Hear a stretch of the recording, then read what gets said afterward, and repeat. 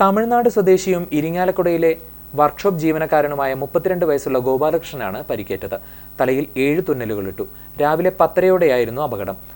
സ്വരാജ് റൗണ്ടിൽ കുറുപ്പം റോഡിനും മാരാർ റോഡിനും ഇടയ്ക്കുള്ള മനോരമ ബിൽഡിംഗിലെ 1-ാം നിലയിലെ വലിയ ചില്ലുപാളിയാണ് അടർന്ന് താഴെ ഫുട്പാത്തിലൂടെ നടന്നു പോകുകയായിരുന്ന ഗോപാലകൃഷ്ണന്റെ തലയിൽ പതിച്ചത്. വിവരമറിഞ്ഞയുടൻ ഫയർഫോഴ്സ് എത്തി പരിക്കേറ്റ അബോധാവസ്ഥയിലായിരുന്നയാളെ തൃശൂർ ജനറൽ ആശുപത്രിയിലേക്ക് മാറ്റി. തികച്ചും നിർഭാഗ്യകരമായ ഒരു സംഭവമാണ് നടന്നത്.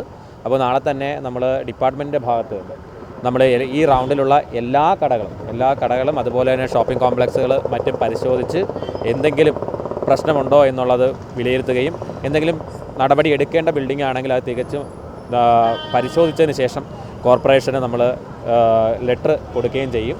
ഇനി ഇങ്ങനെ ഒരു സംഭവങ്ങൾ റൗണ്ടിൽ വരാനായിട്ട് പാടില്ല. കാരണം എന്താ വെച്ചാൽ പൊതുജനങ്ങളുടെ സുരക്ഷ നമ്മളുടെ കൂടെ ഒരു ഉത്തരവാദിത്തമാണ്.